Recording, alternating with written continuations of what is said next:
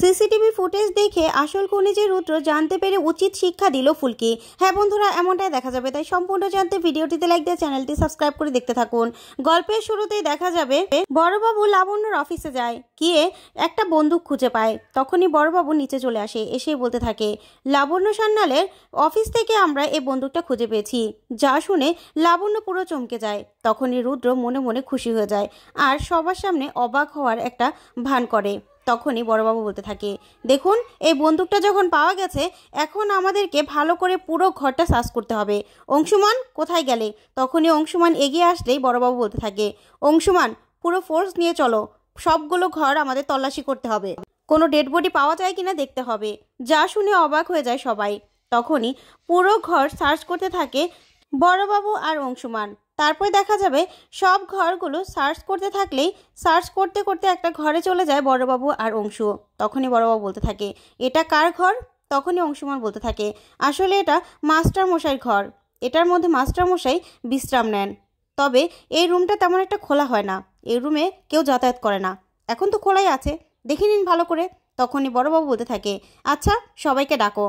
তারপরে সব হাবিলদারদের ডাক দিলেই সবাই চলে আসে। তখনই বড়বাবু বলতে থাকে, এই ঘরটা ভালো করে সার্চ করো। তারপরে পুরো ঘর তল্লাশি করতে থাকে পুলিশ অফিসার অংশুমান আর বড়বাবু মিলে। ঠিক তখনই দেখা যাবে বড়বাবু বলতে থাকে, এই আলমারিটাকেও ভালো করে সার্চ করো, পুরো ঘর ভালো করে সার্চ করো। ওইদিকে দেখা যাবে লাবু কান্নাকাটি শুরু করে দেয়। তখন পারমিতা বলতে থাকে, লাবু তুই কেন এত ভেঙে পড়ছিস বলতো, ভেঙে পড়ছিস কেন? তখন লাবু বলতে থাকে, না না আমি না কিছু বুঝতে পারছি না, কি হচ্ছে কিছু বুঝতে পারছি না। তখনই হৈমন্তী বলতে থাকে, আচ্ছা দেখ না তোর দাদা কোথায় কাবেরী, দেখ তোর দাদাকে ফোন কর। ঠিক তখনই দেখা যাবে মাস্টারমশাই সেখানে চলে আসে, এসে বলতে থাকে, কি ব্যাপার, এত ভিড় কেন বাড়িতে, কি হয়েছে? তখনই রুদ্রকে দেখে মাস্টারমশাই পুরো চমকে যায় আর বলতে থাকে, এ কি রুদ্র, তুমি এখানে? তখন রুদ্র বলতে থাকে, হ্যাঁ মাস্টারমশাই, আপনি তো সজলকে নিশ্চয়ই চিনেন, সজল এই বাড়ি থেকে গায়েব হয়েছে, আর আপনার মেয়ের অফিস রুম থেকে একটা বন্দুকও পাওয়া গেছে। যা শুনে মাস্টারমশাই পুরো চমকে যায়, বলতে থাকে, কি বলছো এসব, কি হচ্ছে এসব? রুদ্র তুমি আবার কোন চক্রান্তের জালে সবাইকে ফাঁসাচ্ছ? তখন রুদ্র বলতে থাকে, মাস্টারমশাই আমি কি করেছি বলুন তো, আমি তো কিছুই করিনি, আপনার মেয়েই আমাকে দুদিন আগে শাসিয়েছিল যে হিসাবে নাকি গরমিল, তাই হিসাব যেন বুঝিয়ে দিয়ে যায়, সেই জন্যই তো সজল এসেছিল। আর সজলের সঙ্গে খুব হামকি ধমকি করে লাবণ্য, তখন থেকেই সজলকে পাওয়া যাচ্ছে না। এই মিহিরও তো ছিল। তখন মিহির বলতে থাকে, হ্যাঁ আমিও তো ছিলাম। তখনই লাবণ্য সব কথা শুনে পুরো অবাক হয়ে যায়। তারপরে দেখা যাবে মাস্টারমশাই বলতে থাকে, না না এগুলো কিচ্ছু হতে পারে না, কিচ্ছু না, এরকম কিচ্ছু হবে না এই বাড়িতে। সজল কোথায় গেল সেটা আমার মেয়ে কি করে জানবে? তখনই রুদ্র বলতে থাকে, আচ্ছা দেখা যাক, পুলিশ তো পুলিশের কাজ করছে তাই না? ওইদিকে সবাই খুব চিন্তা করতে থাকে। তখনই ফুলকি রোহিতকে বলতে থাকে, স্যার কি হচ্ছে বলুন তো, আমার তো মনে হচ্ছে অনেক বড় একটা ষড়যন্ত্রে দিদিভাই ফেসে যাচ্ছে, কি হবে এবার, আমরা সব কিছু ঠিক করতে পারবো তো? তখনই রোহিত অবাক হয়ে তাকিয়ে থাকে। ওইদিকে দেখা যাবে মাস্টারমশাই সেই বিশ্রাম নেওয়ার রুম থেকে যে আলমারিটা খোলে, তখনই সজলের ডেড বডিটা পেয়ে যায় পুলিশ। তখনই পুলিশ বলতে থাকে, দেখেছো কাণ্ড, এখানে বডি লুকিয়ে রাখা হয়েছে। অংশুমান ডাকো লাবণ্য সান্যালকে, ডাকো, দেখেছো কি কাণ্ড করেছে? তখনই অংশু লাবণ্যকে ডাকতে বাধ্য হয়।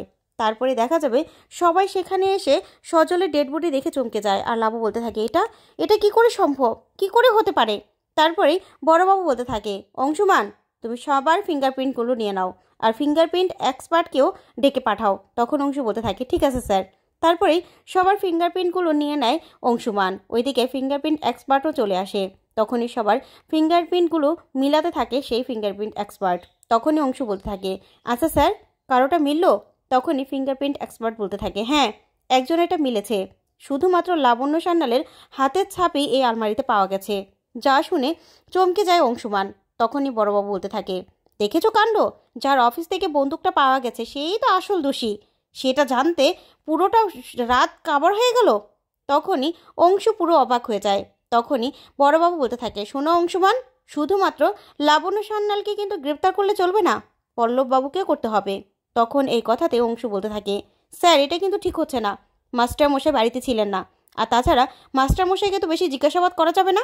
তখনই এই কথাতে বড়বাবু বলতে থাকে, দেখো অংশু, যেটা তোমার কাজ সেটা কিন্তু তোমাকে করতেই হবে, ডিউটি ইজ ডিউটি, বুঝতে পেরেছো? তারপরে অংশু বলতে থাকে, হ্যাঁ স্যার চলুন। তারপরে অংশুরা সবাই মিলে নেমে আসে। তখন লাবু কাঁদতে থাকে আর বলতে থাকে, রোহিত কী ব্যাপার অংশুদা, কারো ফিঙ্গারপ্রিন্ট কি মিললো? তখনই বড়বাবু বলতে থাকে, অংশু বলো বলো, সবার সামনে বলো। তখন অংশু বলতে থাকে, হ্যাঁ রোহিত, শুধুমাত্র ওই আলমারিতে লাবণ্য সান্যালের হাতের ছাপ ছাড়া আর কারো হাতের ছাপ পাওয়া যায়নি। তখনই লাবণ্য চমকে যায় আর বলতে থাকে, কি বলছো এসব, এটা কি করে হতে পারে? তখন বড়বাবু বলতে থাকে, শুনুন ম্যাডাম, এটা কি করে হতে পারে সেটা তো আমাদের জানার কথা না। আর ধানসিঁড়ি ম্যাডাম, আপনিও কিন্তু ভালো করে শুনে নিন। অংশুমান, এখন আমাদের কি করা উচিত বলো বলো। তখনই অংশু বলতে থাকে, এখন রোহিত আমাদেরকে লাবণ্য সান্যালকে নিয়ে যেতে হবে। তখনই পারমিতা বলতে থাকে, অংশু এটা কি করে বলছো তুমি? তুমিও জানো এটা একটা ষড়যন্ত্র, সাজানো গল্প, আর তুমিও সেটা বিশ্বাস করছো? তখনই লাবু বলতে থাকে, না রে পারো, ওর সঙ্গে তুই রাগারাগি করিস না, ওর যেটা ডিউটি ও তো সেটা করতেই হবে। তুই প্লিজ ওর সঙ্গে চিৎকার চেঁচামেচি করিস না। আমাকে কোথায় যেতে হবে অংশু? আমাকে নিয়ে চলো। আমার মনের অজান্তেই, আমি না জেনেই কি করে যে রুদ্রর পাতা ফাঁদে পা দিয়ে ফেললাম আমি নিজেও বুঝতে পারছি না। আচ্ছা ভাই, ফুলকিটা তো পুজো দিতে গেছে, তুই বাবা মা সবাইকে ডাক, আমাকে যেতে হবে তো। তখনই বড়বাবু বলতে থাকে, এক মিনিট, পল্লববাবুকেও ডাকুন, ওনাকেও যে যেতে হবে।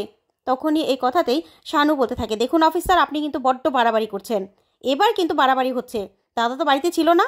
তখনই অফিসার বলতে থাকে, দেখুন আমাদের যেটা ডিউটি সেটা তো করতেই হবে। তখনই পল্লববাবু সহ সবাই সেখানে চলে আসে। তখনই মাস্টারমশাই বলতে থাকে, কি হয়েছে লাবু, কি হয়েছে? তখনই অংশুমান সবটা খুলে বলে। আর ওইদিকে বড়বাবু বলতে থাকে, দেখুন স্যার, আপনাকেও যেতে হবে, কারণ লাবণ্য সান্যালের হাতের ছাপ পাওয়া গেছে ওই আলমারিতে, আর লাবণ্য সান্যালের অফিস রুম থেকে বন্দুকটা পাওয়া গেছে, আর সেই রুমটা হলো আপনার, তাই আপনাকেও আমাদের সঙ্গে যেতে হবে। তখনই সেখানে রুদ্র চলে আসে লোকজন নিয়ে। আর তখনই রুদ্রকে দেখে হৈমন্তী বলতে থাকে, রুদ্র বাবা, আমি জানি তোমার আমাদের উপর অনেক রাগ, কিন্তু মাস্টারমশাই কি করে থানা যাবেন? তখনই পল্লববাবু বলতে থাকে, না হৈমন্তী, একদম না, ও একজন নরকের কীট হয়ে গেছে, ওর কাছে তুমি একদম অনুরোধ করবে না, বুঝতে পেরেছো? আর রুদ্র, তুমি না নিচে নামতে নামতে এতটাই নিচে নেমে গেছো না, তোমাকে দেখলেও আমার ঘেন্না হয়, ঘেন্না হয় আমার। আমি তো বুঝতে পারছি এই সব কিছু তুমি করেছো, তারপরেও যাব, আমরা যেখানে যেতে হয় যাব, কেউ কোনো অনুরোধ করবে না। লাবু আয়। এই বলে মাস্টারমশাই লাবুকে নিয়ে হাত ধরে বেরিয়ে যায়। তখনই হৈমন্তী এই কাণ্ড দেখে অজ্ঞান হয়ে যায়। তখন রোহিতরা সবাই মিলে হৈমন্তীকে নিয়ে ভিতরে চলে যায়। তখনই রুদ্র মিহিরকে বলতে থাকে, মিহির বাইরে যাও, বাইরে গিয়ে সবটা ঠিকঠাক মতো কভার করতে হবে তো, যাও যাও, ওই ওদের ভাবমূর্তিটা নষ্ট করতে হবে তো। তখন মিহির বলে, হ্যাঁ স্যার, আমাদের এত বড় একটা ক্ষতি করে দিল।